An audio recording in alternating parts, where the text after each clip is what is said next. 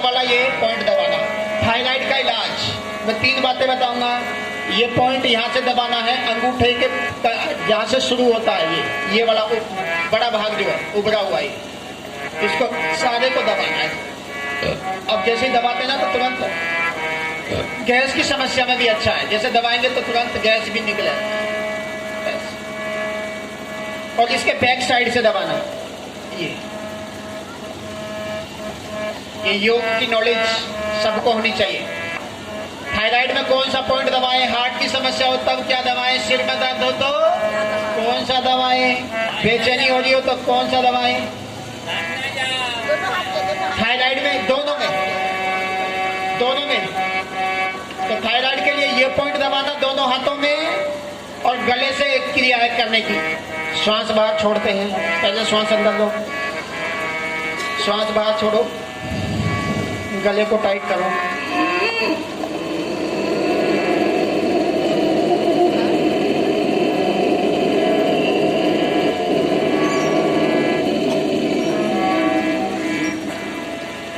श्वास को अंदर भरा, गले को टाइट किया, रोक के बैठ गए।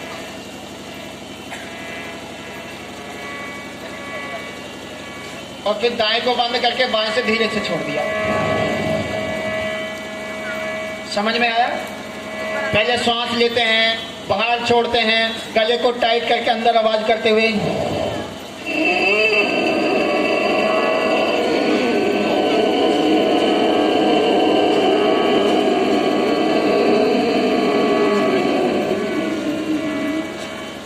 गले को टाइट कर लेते हैं, ऐसे दबा के रखते हैं।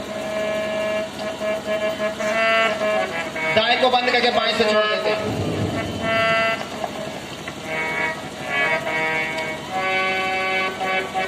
है ना? ये गले के लिए, थायराइड के लिए बहुत अच्छा है। क्या नाम है इसका? उज्जाई। क्या नाम है? उज्जाई। अब इसको और अच्छे से सीख करके जाओ आज। ये थायराइड के लिए ही नहीं बल्कि माताओं बहनों को जितनी भी समस्याएं होती हैं सबके लिए बहुत अच्छा है। उनको मोटापा है, चाहे बहुत ज्यादा दुबली पतली हो गई है, ये 2 बीमारी होती है, या तो हम सूखते जाते हैं या फूलते जाते हैं।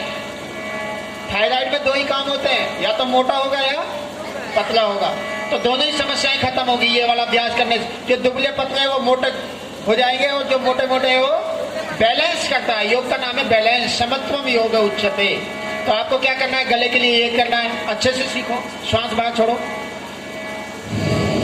मुंह खोलो,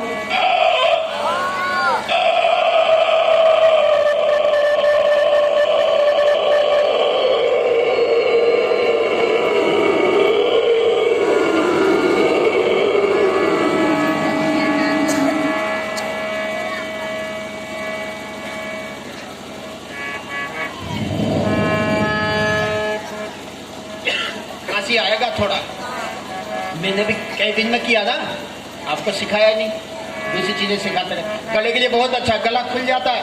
जिनको बोलते समय गला जाम रहता है, जो गायक होते हैं, भाषण देना होता है, उनके लिए भी बहुत अच्छा है। और जो बच्चे हकलाते हैं, तुतलाते हैं, उनके लिए भी बहुत अच्छा होता है। और जिनको गाने का शौक है उनके लिए भी बहुत अच्छा है। और जिनको पीने का शौक है उनके लिए भी बहुत अच्छा है। वो एक गाना सुनते थे, मुझे पीने का शौक नहीं, पीता हूँ गम। ये तो मूर्खता करता है, ये तो खुशी में भी पीता है और गम में भी पीता है। अच्छा, हमें समझ में आई कि जब ये माना कोई गम हो तब पिए तो समझ में आए, लेकिन ये तो खुशी में भी पीता है। हाँ, ये बड़ा घोटाला है। इसका तो खुशी और गम से कोई मतलब नहीं है, इसकी बुद्धि खराब है बस।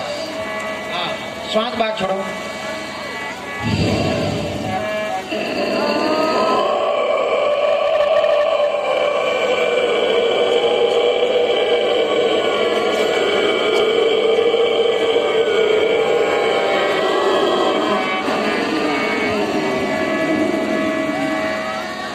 श्वास अंदर रोक लीजिए,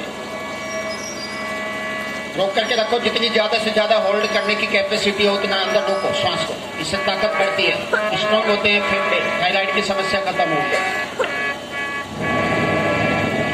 समझ में आ गया? और सुनिए, इसको करने से क्या क्या लाभ है।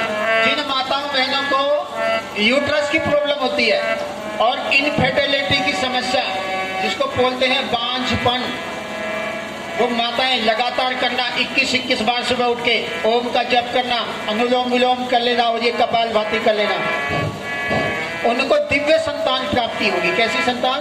दिव्य।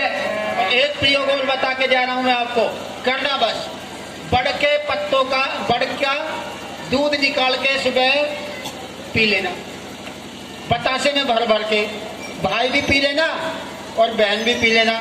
दो यदि बढ़ के पेड़ का दूध पिएंगे तो उनके शरीर में इतनी पावर पैदा होगी कि संतान हनुमान जी से भी ज्यादा शक्तिशाली होगी। ये मैं आपको केवल ऐसी बात नहीं बता रहा हूँ, मैं शास्त्रों में लिखी हुई बात बता रहा हूँ। तो दिव्य संतान की प्राप्ति के लिए इसीलिए लोग पेड़ों के नीचे जाया करते थे, उपासना करते थे, योग करते थे, बल बढ़ाते थे, और जब संतति का निर्माण होता था तो वीर संतान पैदा हुआ करती थी। तो चलो हम योग से दिव्य संतान का निर्माण भी करेंगे, शक्ति का निर्माण भी करेंगे। अभी एक बच्चा, बेटा तुम जाओ एक पीपल की टहनी तोड़ के लाओ, एक बड़ की टहनी तोड़ के लाओ। किसी डॉक्टर के पास जाकर पैसे बर्बाद करने की जरूरत नहीं है।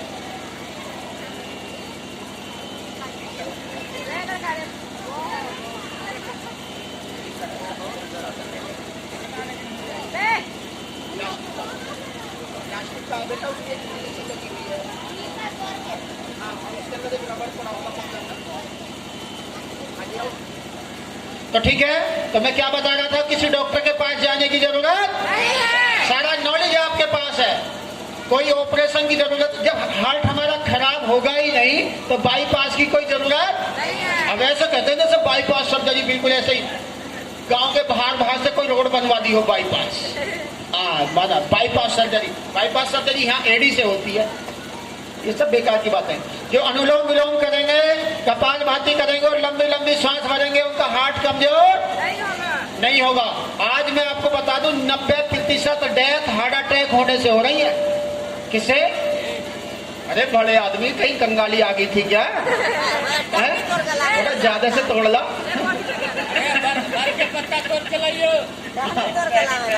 हाँ, ये भी पूरा बढ़िया हो रहा है। आप बड़ी बड़ी सी टहनियां तोड़ ला दो। तो चलो, अच्छा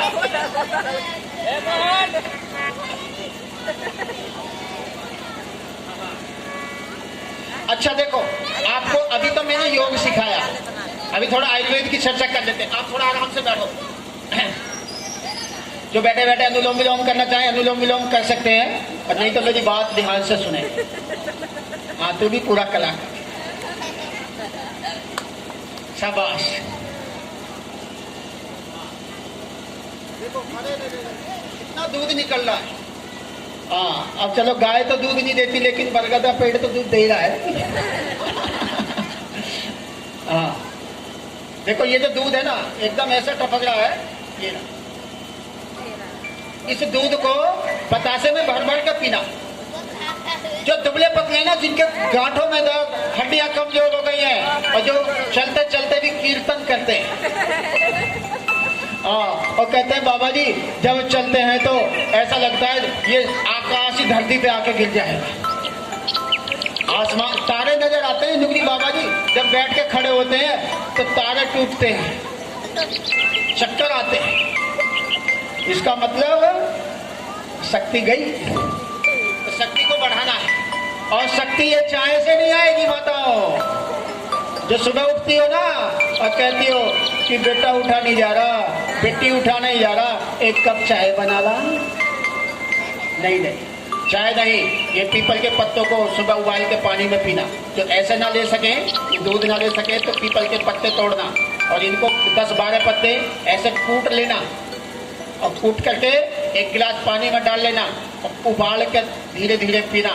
थायराइड गायब हो जाएगा, मोटापा गायब। जो पतले पतले वो मोटे मोटे, और जो मोटे मोटे हैं वो जिनको भूख नहीं लगती, कहते हैं बाबा जी जैसा खाते हैं वैसा ही रखा रहता। हाँ, हजम होता ही नहीं। सुबह उठ के लैट्रिन नहीं होती, खाया पिया हजम नहीं होता, शरीर पीला पड़ गया, पीलिया की समस्या, आंखों की ज्योति घट गई। सब समस्याओं का एकमात्र समाधान है ये बड़ का पेड़। ये आपको बड़ा बना देगा। इसके और भी मैं कुछ प्रयोग बताता हूं आपको। जिनको आंतों की समस्या है, किसकी? आंतों की समस्या होती है, कोलाइटिस। क्या बोलते हैं इसको? कुछ बीमारियों की चर्चा करता हूं। लीवर पर जो सूजन आती है उसे बोलते हैं हेपेटाइटिस। आंतों में सूजन आती है तो कोलाइटिस। हड्डियों में सूजन आती है तो अर्थराइटिस। स्किन खराब होती है तो सोराइसिस। ये सिस जितनी भी है ना, इनका कोई एलोपैथी में इलाज नहीं है और सबका इलाज योग और आयुर्वेद के द्वारा बिल्कुल फिट है। तो कोलाइटिस की समस्या हो तो बेल के पत्तों का रस, किसके? और बेल का गूदा, बेल फल जो आता है जिसको पूजा करते हो, जिसको शिव जी के ऊपर जाके चढ़ाते हो, वो उसके बेल के पत्ते 5-7 पत्ते ले लीजिए, सुबह कूट करके और फिर ऐसी चबा के या उबाल के खा जाइए। तो बेल के पत्ते आपको कोलाइटिस की समस्या में, पीपल के पत्ते। आपको एक इलाज बताता हूं मैं, जिनको हेपेटाइटिस की समस्या है, कितना ही खतरनाक हेपेटाइटिस हो, ABCD जो भी हो, पीपल के पत्ते लगभग 8-10 पत्ते ले लीजिए और सुबह चटनी बना करके और